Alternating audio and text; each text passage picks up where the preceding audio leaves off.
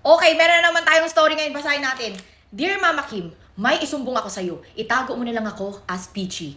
May talentado akong ingiterang walang modo, pangit, mabaho, feelingerang magandang kaibigan. Pinahiya ako at minaliit na ang dami ko daw tigyawat. Okay lang kasi tropa imbis na sa akin mapunta si Gerald na udlot sa tanginang pasikat na yun bao naman ang pepe niya. Ngayon, niya ako hamunin. Ginamit ko pala yung product mo, te, yung Vanishing Skin Box. Hayop sa lala, micropeel lang, tapos di ma-update. 3 days pa lang, pak sa kinis, walang labas-labas ng isang buwan. Magpapa-open forum ako, sampal ko sa kanya kagandahan ko. Okay nang ina, ganyan dapat. Peachy! Ha, kukoronahan kita, papadalan kita nito, tandaan mo isang box. Yan na ready. Parede ako ng isang box ng Vanishing Skin Box. Ha, ganyan dapat. Nasabi ko sa'yo, Vanishing Skin Box lang nakapag...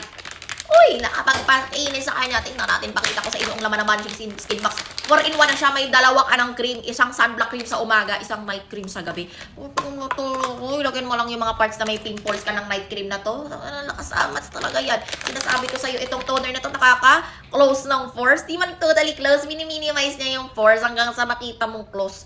Ay, pinkish talaga ng pes mo dyan. Pampaputi pa yan ang mga areas of bodies mo once a week lang. And then itong Kojic Oatmeal Soap, sobrang lala, baby powdery scented. Alala nito, mayroon kang skin concerns na yan. Ito yung instruction mo. Ito yung calendar schedule mo to do's and don'ts. Ang napakatalino. Hindi mo kakayanin. Ano naman gagawin? Mag-order.